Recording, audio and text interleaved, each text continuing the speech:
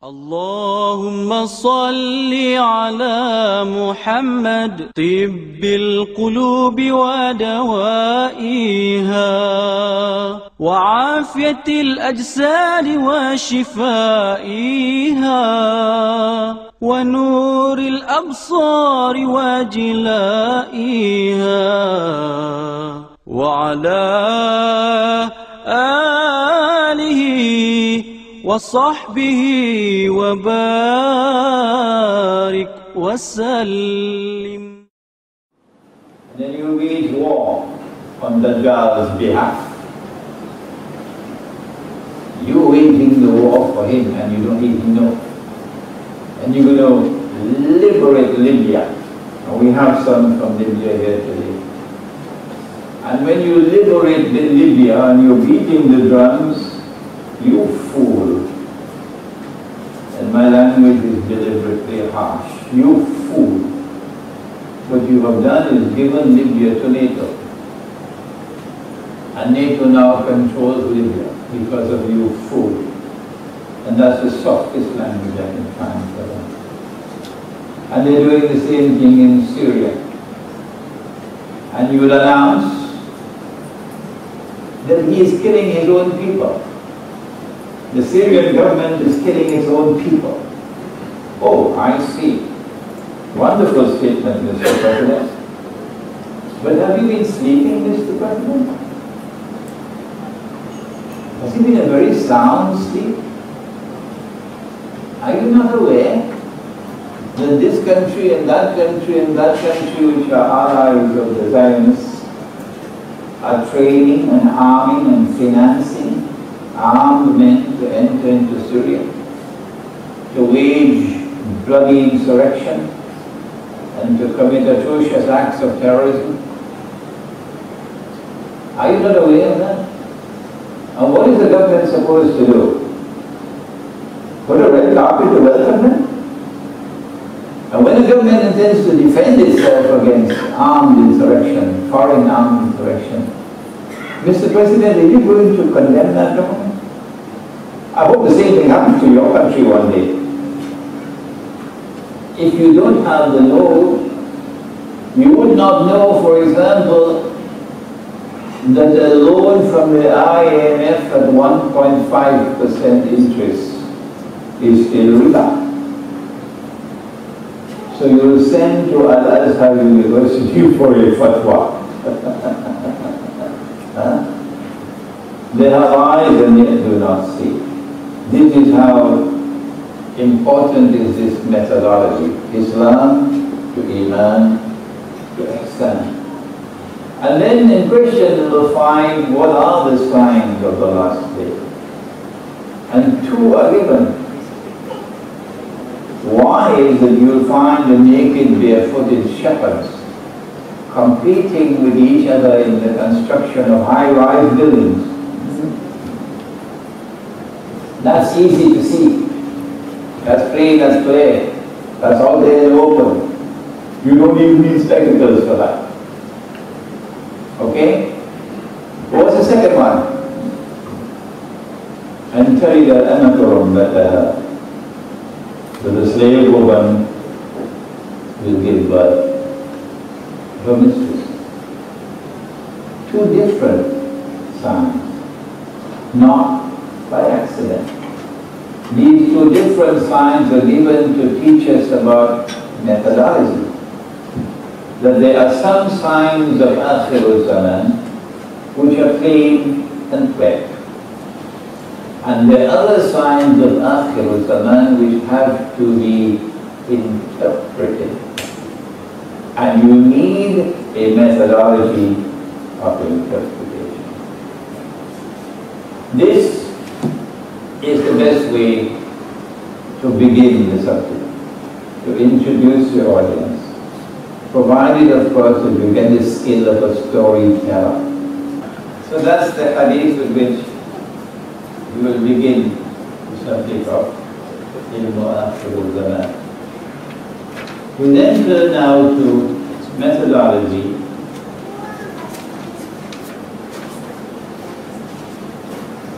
And In the same way that the hadith introduces to the fact that there are some signs of Akhir Zaman which are plain and clear, and the other signs which have to be interpreted. We now turn to the Quran. This is Surah Al Imran, and it is verse number 7. And in this ayah of the Quran, Allah speaks about two different kinds of verses in the Quran,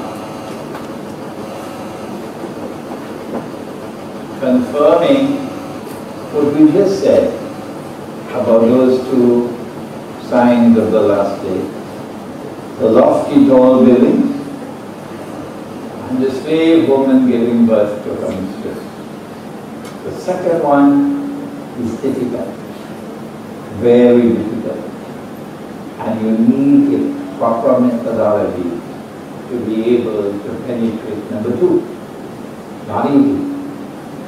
Similar other verses of the Quran. There you are. There are some verses of the Quran which are plain and clear. فَمَنْ شَهِدَ مِنْكُمُ الشَّهْرَ فَلْيَصُمْ. The month of fasting is Ramadan. There's no two questions, no ifs and buts about that. It's Ramadan, although Habib Bouraqiba in Tunisia wanted to change it from Ramadan. The month of fasting is Ramadan. Okay? The ayah is plain and clear. Most of the verses of the Quran are like that. Plain and clear. And these are Ummul Kitab. This is the foundation of the book. But Allah says that in addition to those ayahs, there are also other verses of the Quran which are mutashabihat, meaning they have to be subjected to ta'weel.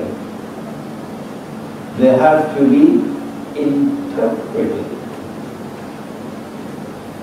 And now, remember that the Quran came down to the heart of the Prophet ﷺ.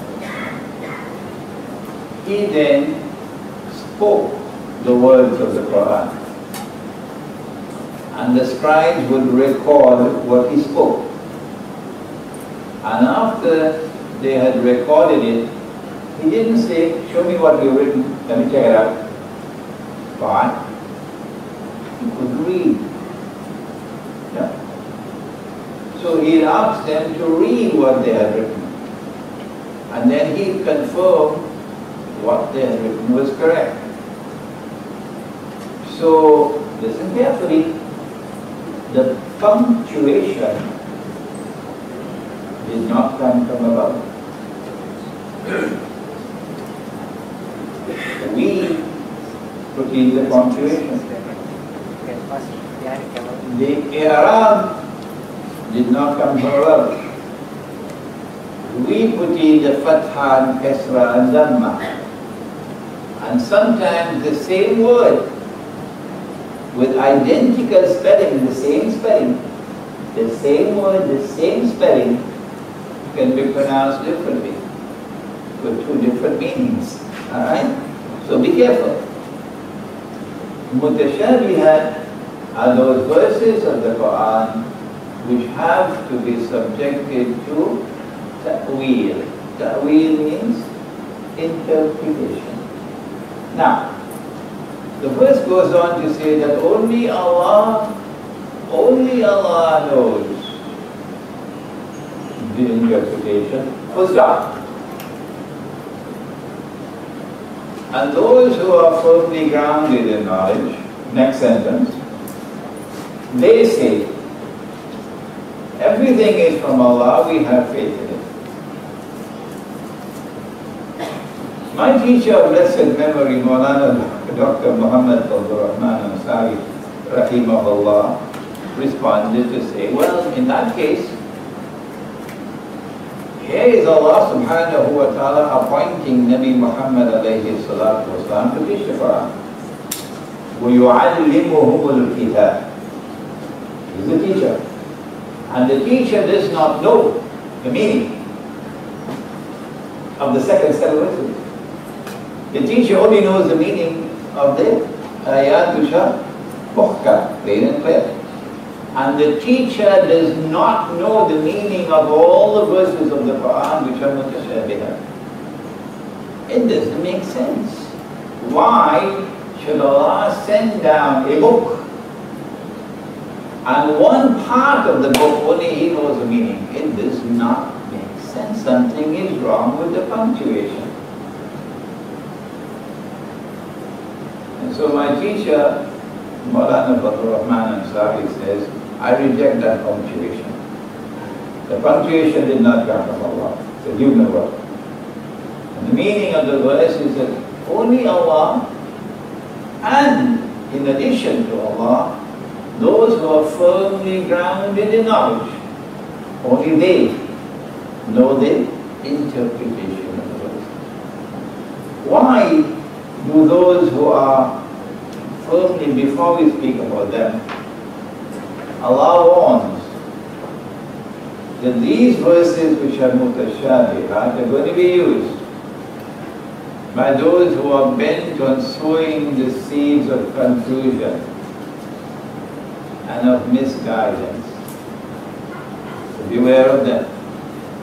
The ones who can truly interpret these verses are those who are rasikhuna fil ilm, who are firmly grounded in knowledge, because they don't use any arbitrary methodology. You know, hit and miss, cut and paste.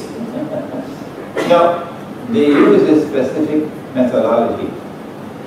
They say, we believe in the Quran, we believe in the whole Quran. It is from our Lord God, our Rabb. And hence no one can understand the mutashabihat except with reference to the whole book. Except with reference to the whole book. In other words, we're being given the mother of all lessons here. Do not be haphazard. Do not be whimsical. Do not be arbitrary when you seek to understand these verses. Never take a verse of the Quran stand alone. The Americans use this term, stand alone. I could have chosen to spend one day rushing through, you know, like a sightseeing bus stop, rushing through all the parts of Akhir al-Zaman, and you never get a chance to step out of the bus and walk. I chose not to do that. I chose instead to choose on certain parts of the topic. And in this one, to keep you out of the bus for a while, so you can walk around, you can feel the sense of methodology. What is proper methodology? If you are to save yourself from ta'weel, which will be false and wrong and misguided confusion, Allah teaches methodology at the very beginning of the Quran. He is not deficient in the use of language. No. فَوْقَ كُلِّ ذِي عِلْمٍ عَلِيمٍ. He is the most learned. And so when He chooses to frame a sentence in the Quran, an ayah in the Quran, pay careful attention. Not only to the content, but to the form. And here He is, subhanahu wa ta'ala, introducing the subject of Adam alayhi salam. And having taught him the nature of all things, He then orders the angels to bow down and make sajda before Adam alayhi salam. The order is given to the angels This is slide number 3. That's right. The order is given to the angels. Bow down or make sijda before Adam alayhi salam. Fasajadu. So they all bow down. In other verses of the Quran, kulluhum ajma'in, all of them bow down and made sijda. Illa Iblis. If you extract this verse of the Quran and seek to understand it without reference to the rest of the Quran,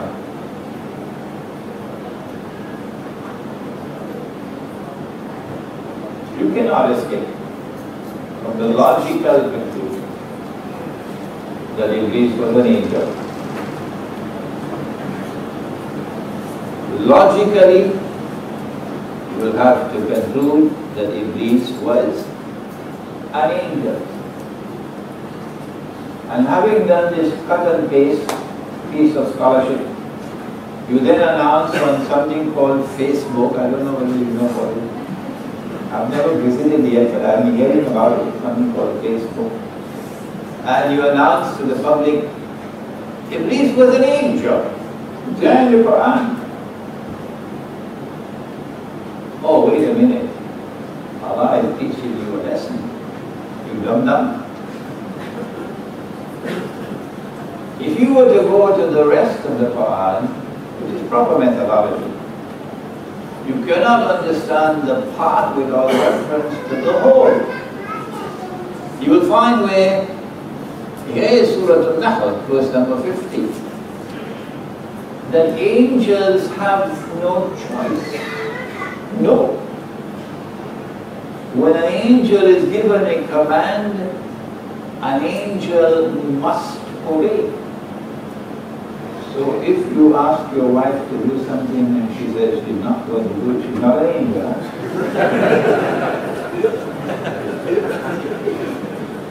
Angels must obey.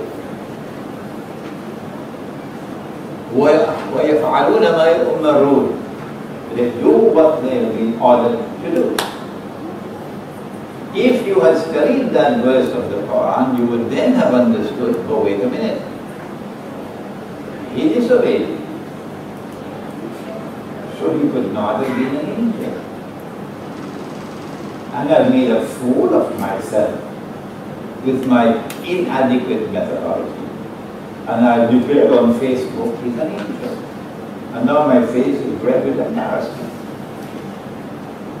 And then Allah subhanahu wa ta'ala, next one, tells us in Surah Al-Kahf, وَكَانَ مِنَ الْجِنِّ. Iblis was jinn. The Christian scholarship wrestled with this problem. And many amongst the Christian scholars came to the conclusion that they don't call him Iblis, I think they call him Lucifer, that he was an angel, but then he fell down, so he became a fallen angel. In order to accommodate the subject in their methodology. This is a case of theological gymnastics. No, you're wrong. You use the wrong methodology. And Allah is teaching us methodology at the very beginning of the Quran. Do not take any verse of the Quran in isolation. Do not take any verse of the Quran by itself to derive meaning and conclusion. Proper methodology is to understand the part with reference to the whole. And so, now fasten your seat belts, put on your thinking cap. But this is perhaps the most important part of the whole day. And so, proper methodology is that you have to go through the Quran to locate all, if I may be forgiven for using the word, all the data in the Quran, which is connected with this subject. And bring all that data together. And since the Quran is non-contradictory, وَلَوْ كَانَ مِنْ عِنْدَ غَيْرِ اللَّهِ لَوَجَدُوا فِيهِ اخْتِلَافًا كَثِيرًا. Had this Quran come from a source other than from Allah, you would have found in this Quran many instances of contradictions, inconsistencies, internally and externally. But there are no contradictions in the Quran. The totality of the Quran is harmony. So when you have located all the data from the Quran, you have to bring all that data together in a harmonious whole. Integrate it together in a harmonious whole. To integrate all that data into a harmonious whole, you need not only knowledge, you need knowledge, so you've got to do your homework. You've got to do your homework. وَأَلَيْسَ لِلْإِنسَانِ إِلَّا مَا سَعَى. If you don't plan, you will not read. And more than any other thing, it is in this subject that you got to plan if you want to read. So you've got to do your homework.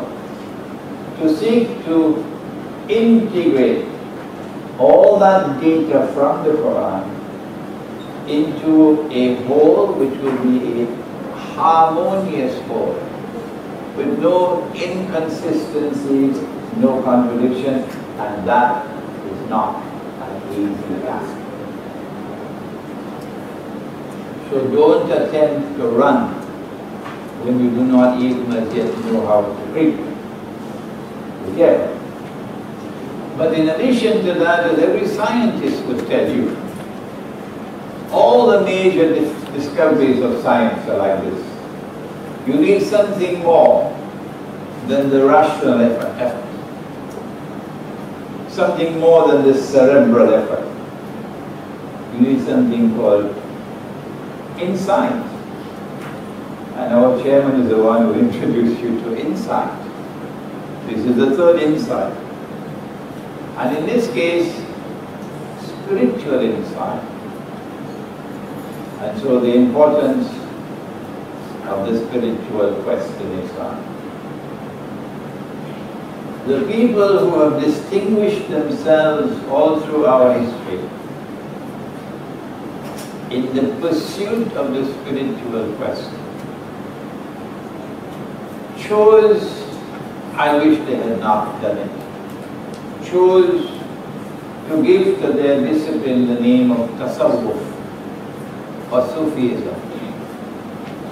If they had not done that, my life would have been so much easier. Yes. It was Dr. Israr Ahmad Rahimahullah in Pakistan who first drew my attention to it. Why did they not stick with the term given by Jibreel alayhi salam, al-ihsan? If they had stuck with al-ihsan, stayed with that term, which is the same as tasawwuf, we wouldn't have all this jihad today against Sufis. It is al-ihsan which delivers insight. So they can establish as many think tanks as they want in Washington or in Jerusalem. The doors of the Quran will forever remain closed to them. They will never be able to penetrate the Quran unless Allah opens the door for them. And that door will be opened with insight. So go down on your musalla and pray and beg for knowledge. Beg for it. Allah, they are asking for this and for that and the other. He wants a Mercedes Benz. He wants the most beautiful woman in the world. And he wants a house lovely as a castle. But this is all I ask for. This is all that I ask. Ask for it, for knowledge. And that knowledge will come to you with insight. And so you're able to bring the totality of the Quran on this particular subject, the totality of the data into an integrated and a harmonious whole. And only then you can now direct attention to the verse of the Quran.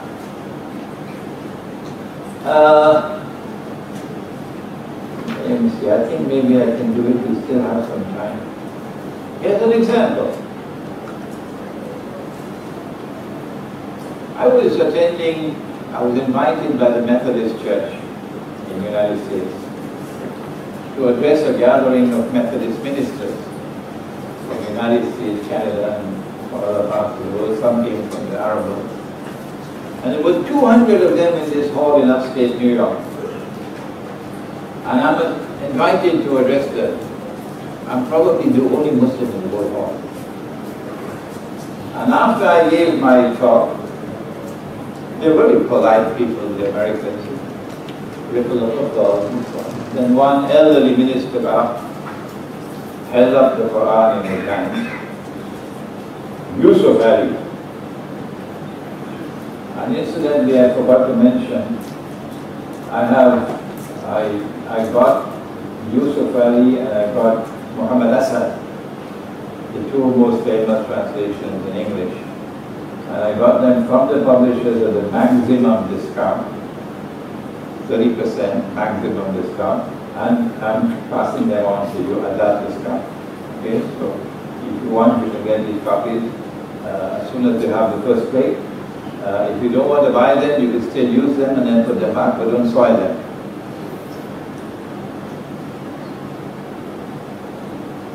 Sheikh, you mentioned in your talk how Muslims and Christians show respect for each other. And the Quran speaks so highly about Jesus. But what about this verse of the Quran? And then he started to read. And they pinned our silence in the hall.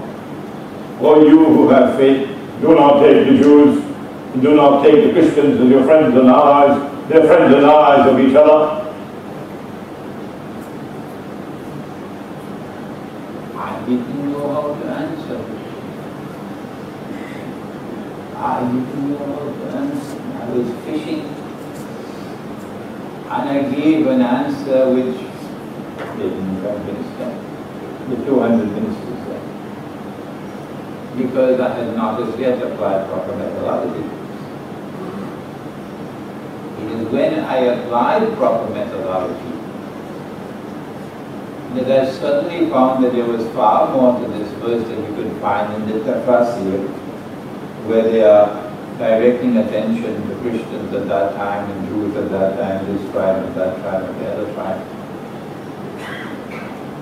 O you who have faith in Allah, do not take the Jews and do not take the Christians as your friends and allies. Is Allah speaking of all Jews and all Christians? To answer that question, we've got to go to the whole Quran. And when we go to the rest of the Quran, it becomes very quickly, very clear that Allah could not have been speaking about all Jews and all Christians. Proper methodology saved us from the mistake.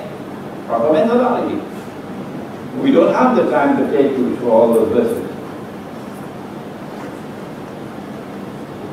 But then if Allah is not speaking about all Jews and all Christians, which Jews and which Christians is he speaking about? Now the answer is right there, ba'duhum awliya'u ba'd. Meaning, do not take such Jews, do not take such Christians as your friends and allies, ba'duhum awliya'u ba'd, who themselves are friends and allies of each other.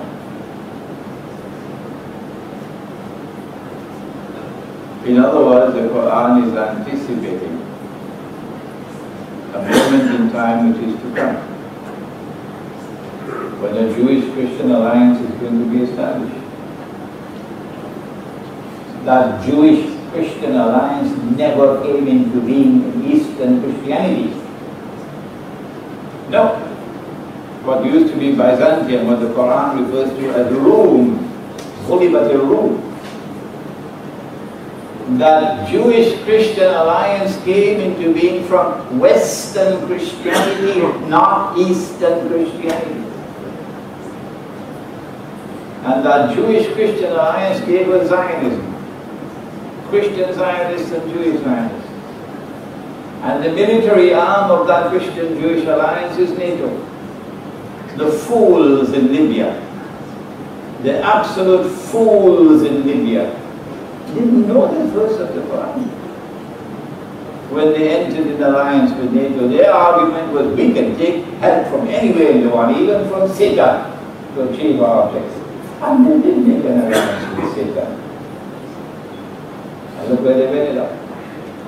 And if you make an alliance with them, وَمَنْ يَتَوَلَّهُ مِنْكُمْ فَإِنَّهُ مِنْهُمْ. You lost your Islam. Here is a verse of the Quran which we can now understand for the first time in a new way. This is not to say that the meanings which were extracted in the tafsir are invalid, but that was not allowed. That was allowed. The Quran is saying more. So proper methodology gave us a new way of understanding a verse of the Quran, which prohibits Muslims from making friendship and alliance with the Judeo-Christian alliance, which today controls power in every part of the world except that part where Mr. Putin is in charge. Now then, we proceed. Proper methodology is not only that you take that which has come down from Allah, get the totality of the data, and bring it together as an integrated organic whole, but more than that. Allah subhanahu wa ta'ala appointed a teacher. And you have to go to the teacher to understand the book. But while the book is protected by Allah, إِنَّا نَحْنُ نَزَّلْنَا الذِّكْرَ وَإِنَّا لَهُ لَحَافِظُونَ. Allah protects the book. Allah has not declared that He is going to protect what the teacher has taught. So the ahadith are not guaranteed by Allah for their authenticity. The Quran is guaranteed for its authenticity. Well then, how do we use the ahadith? There are those who write off all the ahadith. We are people of the Quran alone. They make a mistake. There are those who, once a hadith is sahih, that's it. No one must ever question a sahih hadith, otherwise you lose your head. That's right. The Quran sits in judgment over the hadith. The Quran sits in judgment over the hadith. I forgot to mention, Dr. Ansari says that in order to bring all the verses of the Quran together in an organized, harmonious whole, you have to locate the common thread which binds them together. That common thread that he calls it the system of meaning. Don't try to translate it into Arabic, I don't think you'll get a translation. The system of meaning which binds it all together. A scientist would understand, because that's how scientific discoveries come. Now then, having located the system of meaning of the subject from the verses of the Quran, now you turn to the ahadith of the Prophet ﷺ. And all the ahadith which are capable of being fitted into that system of meaning will now be added to the database. This is very, very important. All the ahadith which can be harmoniously integrated into that system of meaning will now be added into the database. And what do you do with ahadith, even if they are sahih, which do not fit into this? What do you do? The question is, what do you do when a hadith is in conflict with the Quran? What do you do? The answer is, you stay with the Quran. Is there anyone who wants to challenge that? We have enough time later on. You stay with the Quran. Aisha radiallahu ta'ala anha, and the hadith is Sahih Bukhari, you know it. And she says that Nabi Muhammad alayhi salatu wasalam married me when I was 6. He married me when I was 6.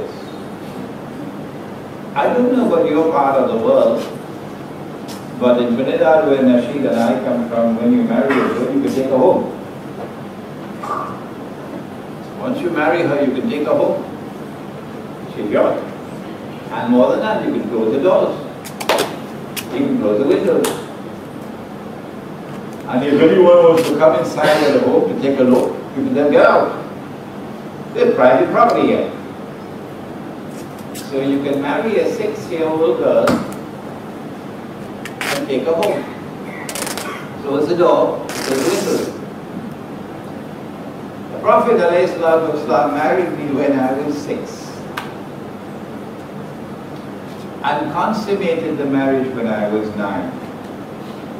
I'm not particularly concerned with that part. I'm concerned with the marriage part. Is this hadith in conformity with the Quran? Or is it in conflict with the Quran? If I marry a girl in Islam, she has a choice. I have to make a proposal of marriage, and she has to accept or reject, usually through her wali. And if she says no, you better go find somebody else, because she has the right to say no. And if she does not have the right to say no, if she has no choice, the marriage is invalid. The marriage is invalid. Good. If the Prophet ﷺ married her, the implication is that you have a nikah. And in order for a nikah to take place, she must have choice to say yes or no. But when Allah has decreed a matter, you don't have choice. She had no choice. So how can you have a nikah with someone who has no choice? The communication from Allah is she is your wife.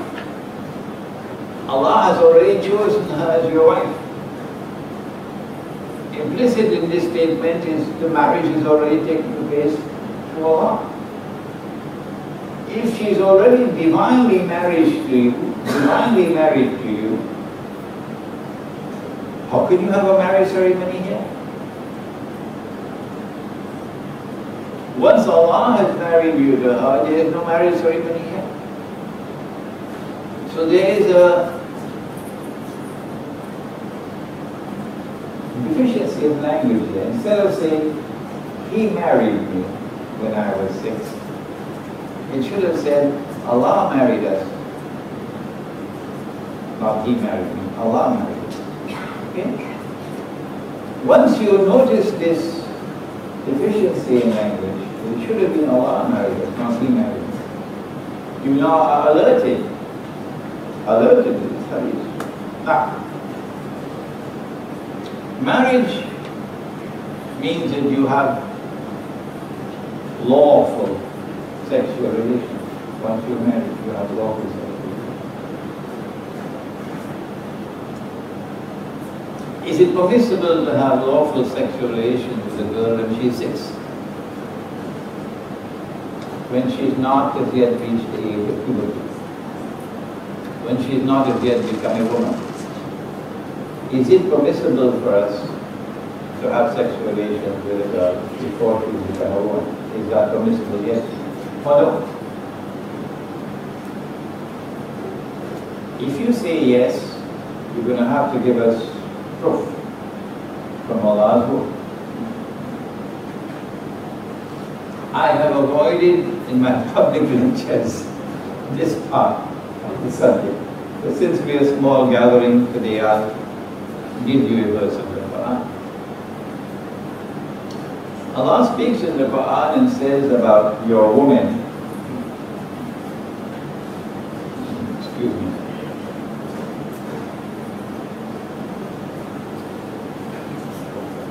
He says, Nisa'ukum harthul lakum. Your women are your fields that you plow. A farmer must plow the fields before he plants the seed. So your women are your fields, implicit in that, fields that you plow. فَأْتُوا حَرْثَكُمْ أَنَّا شِئْتُمْ. So go to your fields, plow your fields in any way or fashion you wish. The Asbab al-Tanzeel of this ayah of the Quran is that Umar radiallahu ta'ala anhu had sexual relations with his wife, but not in the missionary form, from on the back. And the Jews declared that if the baby is born, it's going to be springtime. The matter came before the Prophet ﷺ. And this revelation came down to belie that wrong notion that the Jews have. No, you're entitled to have sexual relations in any mode, in any form, provided that it's the field that is being plowed. Okay? The field becomes a field only when a seed can be planted, and if Allah allows germination, it can germinate. Only then can it be called a field. Can a 6-year-old girl be considered to be a field? That if you plant a seed, the possibility exists that it can fertilize and grow? Answer? No, of course not. Of course not. And so I have come to the conclusion, if others differ with me, they have the right to do so. But they must do it publicly, not in private. That it is not permissible in Islam to have sexual relations with a girl unless or until she has become a field, meaning she has reached the age of puberty. So that if you plant a seed, it has the chance of fertilizing and she can become pregnant. If you marry a girl before that,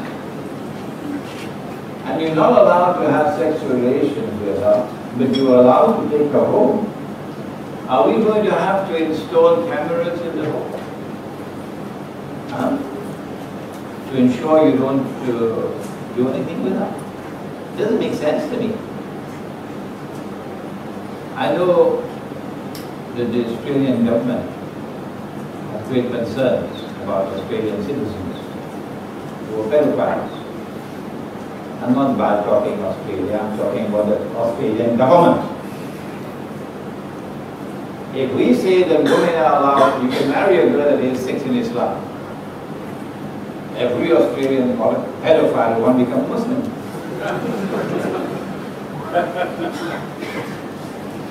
This is not ungracious language on my part. No. So no Australian should be annoyed with me because the Australian government has enacted legislation on this.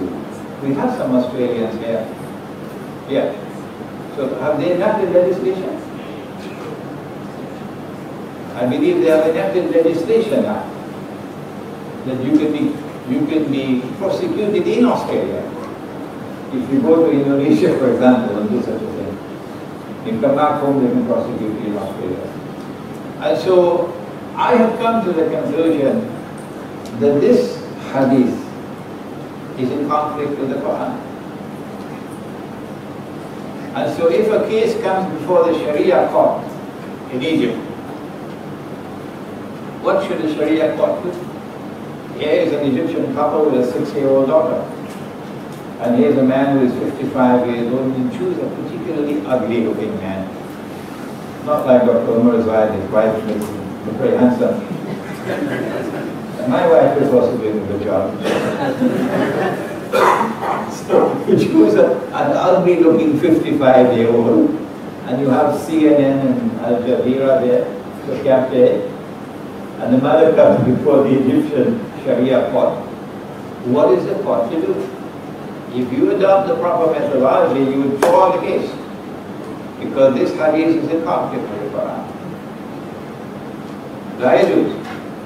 But if you adopt the wrong methodology, you will say, since the hadith says that Nabi Muhammad ﷺ married her when she was 6, the implication is that marriage with a girl at the age of 6 is a permissible in Islam.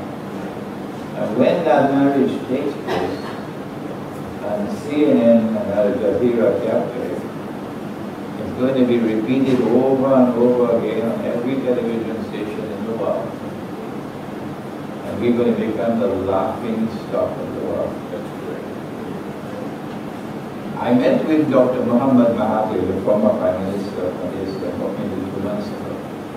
And very strangely, he was very much interested in this subject. Spend most of the time with me talking on this subject. And when I said to him, Dr. Mahathir, we're going to become the laughing stock of the world. He said to me, we are already the laughing stock of the world. One more. Proper methodology and wrong methodology. Because this is crucial to the study of Akhir Zaman. That's why I stopped the bus, so you can get out and walk around a bit.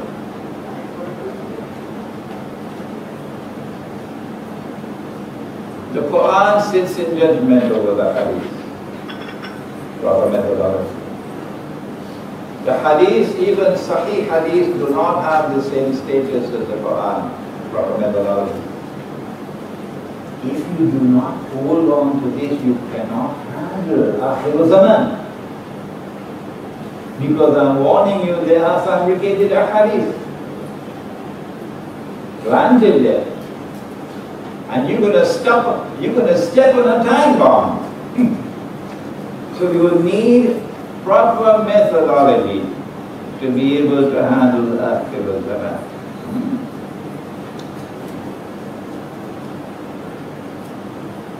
When we arrived in Medina after the Hijrah, we prayed in the direction of Jerusalem. We turned our backs to Mecca. No Arab could do that and survive. How can you turn your back to the Kaaba and you're an Arab? But we did it. The Jews were stunned.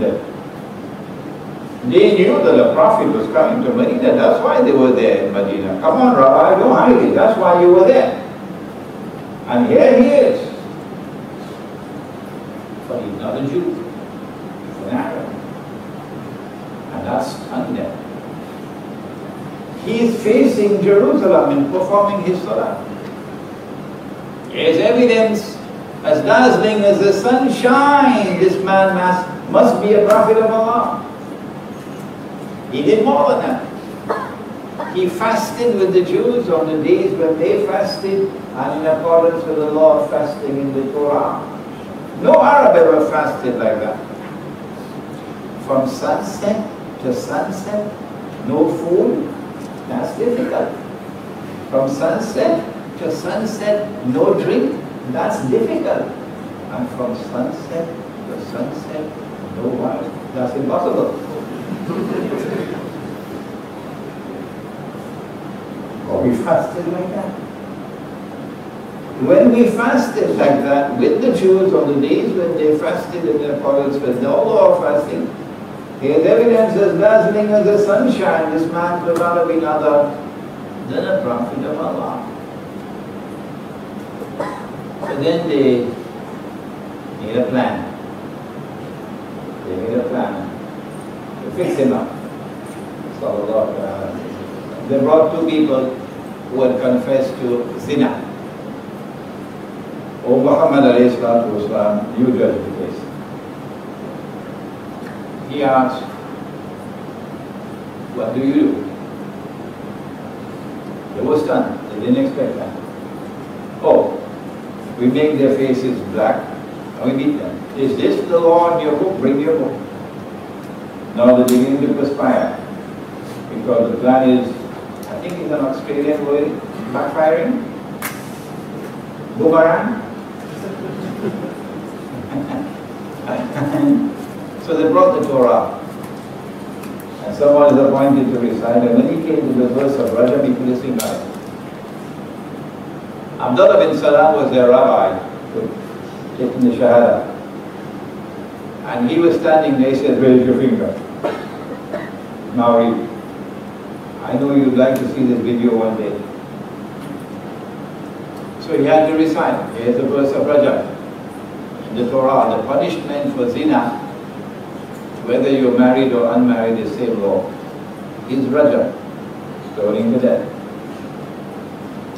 So when he recited that verse, then they started to stomach. Well, you know, when the small people committed zina, we have to stone them to death. But when the big men committed zina, we had to get them off. So we had to come up with a solution. So we came up with a solution. We changed the law to the new law. The Prophet ﷺ then ordered the two people to be stoned to death. And they were stoned to death. This was the first time in maybe centuries that the Jews were seeing their law being enforced before their eyes. It had not been enforced for so long. Here was evidence as dazzling as the sunshine. This man is indeed the Prophet of Allah.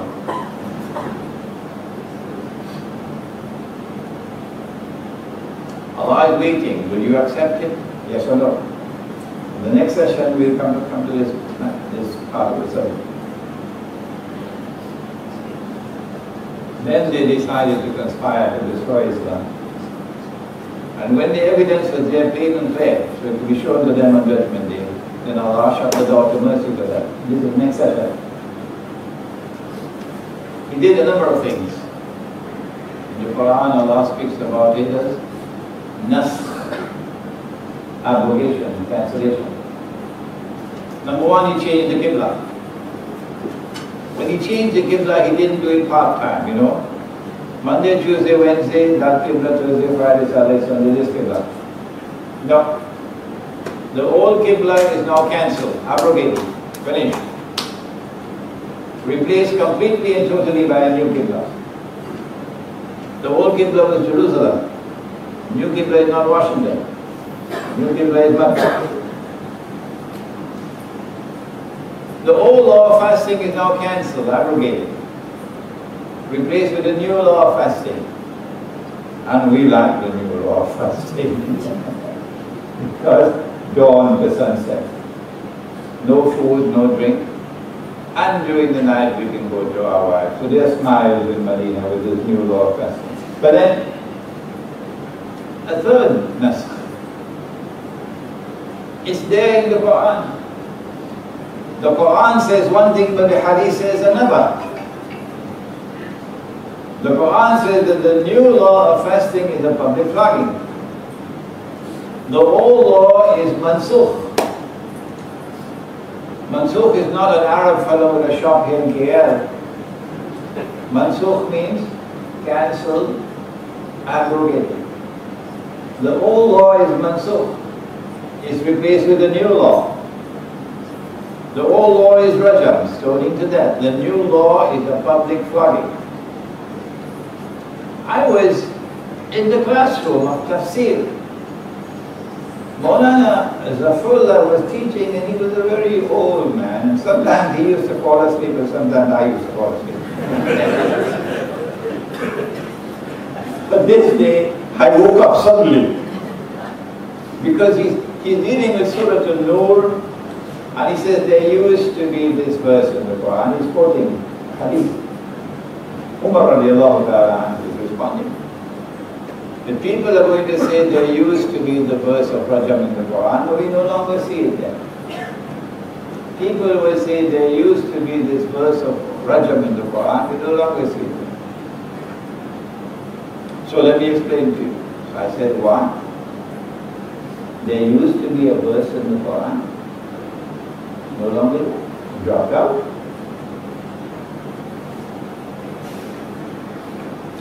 I couldn't say it in the classroom. This sounds like a load of rubbish. I waited until the class was over, and I went to Dr. Ansari's office. I said, Maulana, this is what they just taught me in the classroom. There used to be a verse of Quran in the verse of Rajam in the Quran, is no longer there. So let me explain to you. If they are unmarried, the Quran is applied. Flogging. But if they are married, the Torah is applied. Rajam. Maulana Fazl Rahman Ansari rahimahullah said, wrong. Sunday wrong. No verse of the Quran has ever been cancelled or abrogated. And when I explained this, Dr. Mahathir was so happy. Dr. Mahathir said to me, but that is also my view, that no verse of the Quran was ever cancelled or abrogated. But I am trying to tell this to the ulama in my country, but they wouldn't listen to me. That's what he said to me. And so here you have a situation where the Quran is saying one thing and the Hadith is saying something else, and Sahih Hadith. What do you do? What do you do? If you use the wrong methodology, the Zionists are going to pay two people to come to a Sharia court in Egypt to confess zina. And the court is going to have to pronounce Rajam, because Washington is going to be crying out loud and the New York Times is going to be shouting, and CNN and Al Jazeera, you know, they assisted, the two of them, shouting out loud, why don't you enforce the Sharia? Come on, enforce the Sharia. So you're going to have to enforce Rajam, because that's your methodology. And when you enforce the Rajam, CNN and Al Jazeera are going to capture it. And they're going to play it over and over again ad nauseum in every single television station in the world.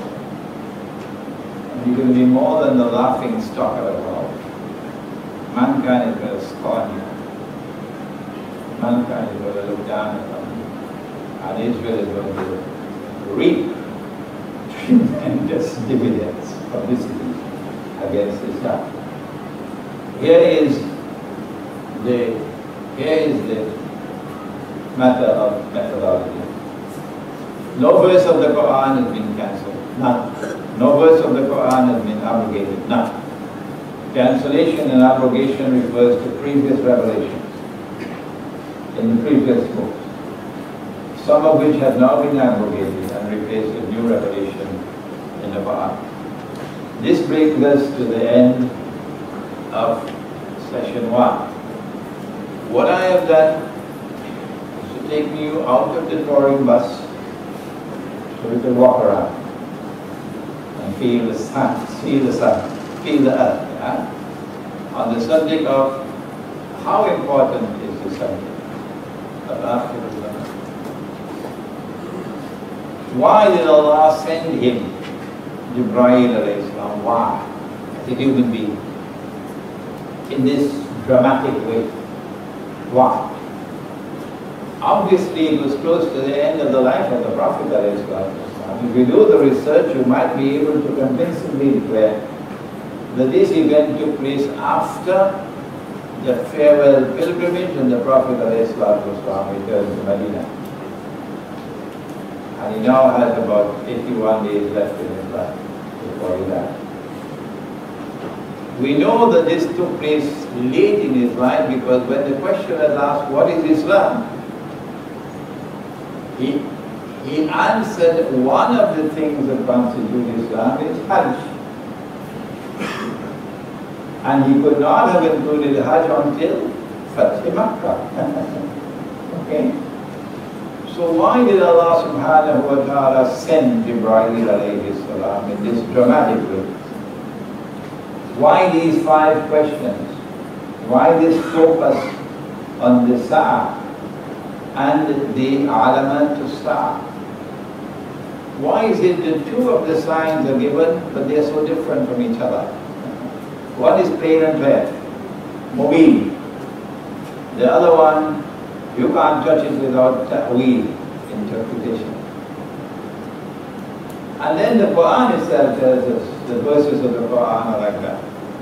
Some are muhkamat, plain and clear, but others are mutashabihat. What about this punctuation problem? Are you convinced with the present punctuation? That only Allah knows the meaning of the mutashabihat, not even the Messenger of Allah knows the meaning of one part of the Quran? Or do you believe that this punctuation is wrong? And if the rasikhuna fil ilm can understand the verses of the Quran which are mutashabihat, what is the methodology? The totality of the Quran, we believe in all of it. And therefore you cannot understand the part without reference to the whole. And so the methodology is take all the verses of the Quran on that particular subject. And that is not easy. That takes time. And then try to bind them together as an unorganic whole. Non-contradictory, harmonious whole. And to bind them all together as a harmonious whole is not only an intellectual effort, but also requires something called, what is the word? Insight. Yes, this is an insight seminar. Insight. Sharifa is smiling now. Insight. Every scientist knows about insight. It's not sold in the stock market. If Allah puts nur in your heart, you can get insight. But to get that insight, you have to love the Quran. And if you visit the Quran once a year, in Ramadan, and for the rest of the year, you don't have time, you're not going to get the insight. You must recite the Quran cover to cover. And when you finish, you start again. When you finish, start again. And you teach your children. The best way to teach them is to turn off the television. But better than that is to take the television and throw it out. Teach your children to recite the Quran, cover to cover. And when you finish, start again. And when you finish, start again. If you continuously recite the Quran, then the Quran will one day become your teacher. Every time you recite the Quran will teach you something new. Oh, but I've been reciting this verse so many times. I can't remember how many times. But now for the first time I'm seeing something new in it. Insight. Insight. If you use the proper methodology, you get a system of meaning. When Dr. Ansari speaks of the system of meaning of the Quran. And then you integrate the hadith, and then you're able to recognize the fabricated hadith. Important, because ilmu akhir zaman has time out there. Fabricated hadith. One last word. You can pick up your copies over here. Asad and Yusuf Ali. All is also good. But I found to my amazement when I was preparing for this seminar that there are so many instances in which Muhammad Asad is deficient in his translation and explanation of verses of the Quran pertaining to Akhir. Not simply that Muhammad Asad rejects belief in the return of Jesus alayhi salam, considers him dead. That's not it. There are more things in it. So you'd want to take a number of translations and check each. If you are French speaking, we have French speaking here. Muhammad Hamidullah has done a translation of the Quran, and there are other translations of the Quran. This book, Quranic Foundations and Structure of Muslim Society, written by my teacher, in 2 volumes, is now being printed. Should be out of the printry in another 2 weeks, inshallah, and it will soon be available to you. ربنا تقبل منا إنك أنت السميع العليم وتب علينا يا مولانا إنك أنت التواب الرحيم ذنوبي فإنك غافر الذنب العظيم إلهي لست للفردوس أهلا ولا أقوى على نار الجحيم الله فهب لي توبة واغفر ذنوبي فإنك غافر الذنب العظيم Tuhanku, aku tidak layak untuk syurgamu, tetapi aku tidak pula sanggup menanggung siksa nerakamu. Dari itu kurniakanlah ampunan kepadaku, ampunkanlah dosaku. Sesungguhnya Engkaulah pengampun dosa-dosa besar. Tuhanku, aku tidak layak untuk syurgamu, tetapi aku tidak pula sanggup menanggung siksa nerakamu. Dari itu kurniakanlah ampunan kepadaku, ampunkanlah dosaku. Sesungguhnya Engkaulah pengampun dosa-dosa besar. Ilahi lastu lil firdausi ahla wala aqwa ala naril jahim. Allah fahab li tawbatan waghfir dhunubi fa innaka ghafiru dhanbil